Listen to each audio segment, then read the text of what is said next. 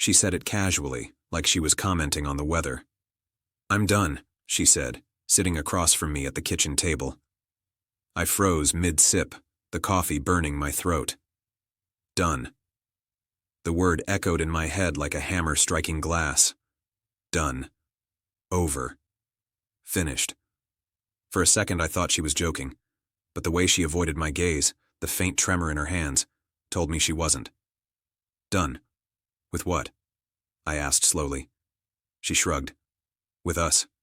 With everything. I just can't do this anymore. I nodded, calmly, silently. I didn't argue. I didn't plead. I didn't try to twist her words into something they weren't. I just nodded. She looked at me, confused. "Aren't you going to say something? Ask why? Beg me to stay?" I shook my head. "No," I said softly. "I won't argue. You made your choice." That silence threw her off. She had expected a fight, tears, desperation, something to manipulate. But I offered none of it. Nothing. Just quiet acknowledgement. She sighed, ran a hand through her hair. "I guess that's mature of you." I didn't respond. I finished my coffee, set the cup down, and stood up. She watched, still unsure if I was leaving temporarily or forever. I walked out of the house without another word. The air outside felt different, free, sharp, clean. I didn't look back. I didn't glance over my shoulder. For the first time in months, maybe years, I wasn't tethered to someone who had already decided to leave. The first night alone, I thought about all the signs I had ignored. The late nights at work, the strange excuses, the sudden change in intimacy, the hidden phone messages, deleted too carefully to notice at the time, the sneaking glances, the hushed laughter with someone else. I realized then that I hadn't lost her that day. I had lost her months ago. Instead of letting anger consume me, I focused on clarity.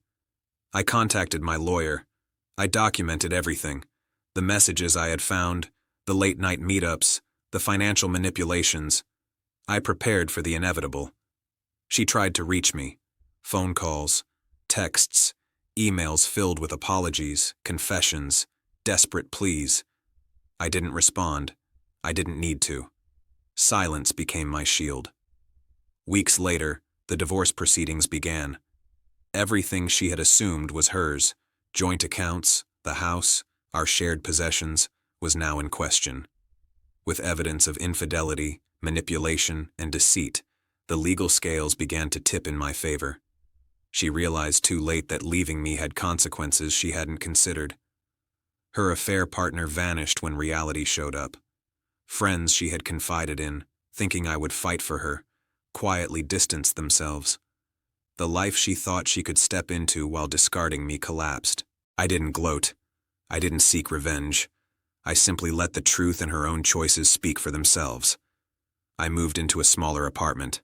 Quiet, simple, safe. No distractions. No drama. No manipulation. My children visited, and I focused on stability, honesty, and love. Not the illusions I had once invested in. Months later, I ran into her at a grocery store. She looked smaller, weaker.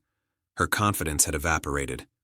She approached, hesitant, unsure of how to act around me now. I'm sorry," she whispered. I nodded politely. "I know." No tears, no accusations, no need for confrontation. She realized, in the silence I had maintained, how much she had lost.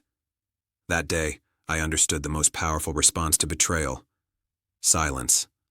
Not ignoring, not forgiving blindly, not waiting for apologies, but leaving, walking away, and letting life unfold naturally. Letting consequences arrive without interference. She had expected drama, rage, manipulation, and heartbreak. What I gave her instead was calm, collected detachment. I gave her the ultimate response. I removed myself entirely from the equation. And in that removal, I found freedom.